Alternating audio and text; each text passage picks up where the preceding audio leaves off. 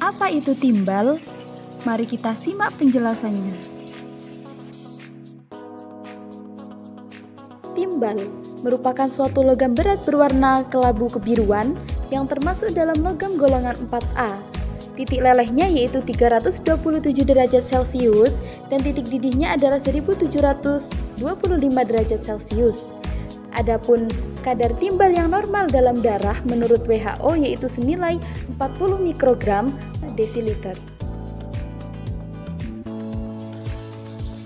Sifat timbal. Timbal bersifat tahan korosi, lunak, lentur, mengkerut pada suhu dingin, sulit larut dalam air dingin, air panas, dan air asam. Dapat larut dalam asam nitrit, asam asetat, dan asam sulfat pekat. Timbal sering digunakan sebagai campuran bensin, bahan dasar baterai, pembuatan pipa saluran, dan pelapis kabel. Bagaimana mekanisme terjadinya toksisitas timbal? Timbal masuk ke dalam tubuh melalui saluran pernafasan yang merupakan jalan pemesanan terbesar dan juga melalui saluran cerna. Kemudian, timbal akan terdistribusi pada jaringan lemak, terutama pada ginjal dan hati, dan kemudian terjadi redistribusi menuju tulang, gigi, rambut, aliran darah, dan jaringan lemak. Kemudian timbal yang masuk ke dalam darah akan berikatan dengan eritrosit dan kemudian akan diekskresikan melalui ginjal. Timbal akan terakumulasi di dalam ginjal sehingga dapat menyebabkan terjadinya kerusakan pada tubulus proksimal. Bagaimana gejala keracunan timbal? Gejala keracunan timbal dapat berupa sakit kepala, kelelahan, gangguan tidur, anoreksia, konstipasi, diare, artralgia, mialgia, penurunan libido, moody, perubahan personality, dan kemungkinan efek yang menyerang sistem saraf pusat seperti menurunnya perhatian dan memori. Penanganan dan antidot beserta mekanisme kerjanya yang diberikan untuk keracunan timbal. Untuk penanganan yang pertama, yaitu dengan menghindari sumber paparan timbal atau barang yang diduga terkontaminasi timbal. Penanganan yang kedua menggunakan terapi kelasi, di mana pada terapi ini dilakukan pemberian obat-obatan melalui rute oral seperti menggunakan DMSA. Mekanisme kerja DMSA yaitu satu gugus diol pada DMSA akan berikatan dengan residu sistein untuk mengikat timbal dalam bentuk ikatan disulfida, sehingga terbentuk kompleks PB-DMSA yang stabil dan larut dalam air, sehingga mudah diekskresikan melalui urin. Terapi helasi dengan EDTA yaitu merupakan pengobatan yang menggunakan EDTA dalam bentuk garam kalsium dinatrium EDTA yang diberikan melalui rute parenteral dan diberikan kepada pasien yang tidak cocok dengan terapi konvensional.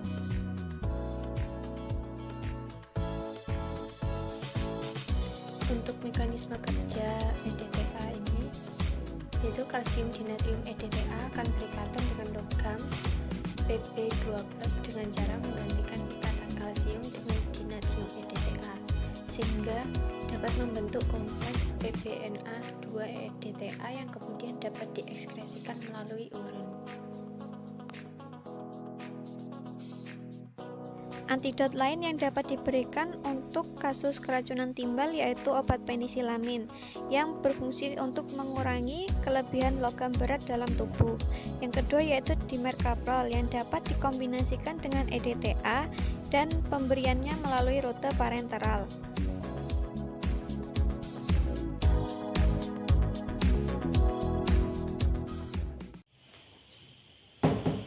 Selamat masuk.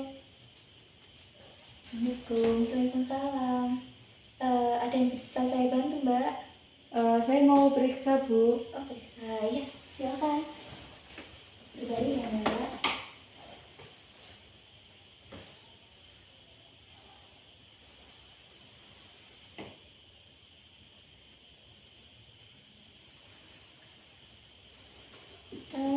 boleh tahu nih mbaknya punya gejala apa ya mbak sebelumnya? Gejala saya itu kesemutan, sakit kepala, terus susah tidur juga. Kadang juga nyeri otot sama nyeri sendi, Bu. Kalau boleh tahu ada riwayat penyakit sebelumnya? Saya tidak punya riwayat penyakit, Untuk riwayat pengobatan, juga tidak ada. sebelumnya udah pernah cek laboratorium atau belum? Pernah, Bu, kemarin, dan hasil labnya itu menyatakan kalau di dalam darah saya itu terdapat kadar timbal yang tinggi. Kenapa kok bisa itu kadar timbalnya tinggi? Emang mbaknya ini pekerjaannya apa ya kalau boleh tahu? Saya kerja di SPBU, Bu. Oh baik. Ini ya mbak apa namanya obatnya? Obatnya ini namanya DMSA. Jadi obat ini itu bisa mengatasi keracunan timbal yang mbak derita gitu. Obat ini sendiri itu bisa mengikat timbal dalam darah mbak, kemudian dikeluarkan saat buang air kecil, seperti itu. Untuk cara penggunaannya itu diminum 3 kali sehari 2 tablet. Terus untuk penyimpanannya ini bisa disimpan di tempat yang kering, sejuk dan tidak terkena sinar matahari langsung.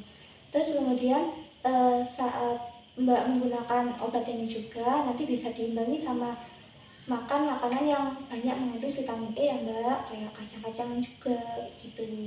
Terus saat mbak kerja di SPBU itu nanti bisa diusahakan memakai pakaian yang APD yang lengkap gitu mbak, biar paparannya itu bisa meminimalisir gitu. Ya, Bu.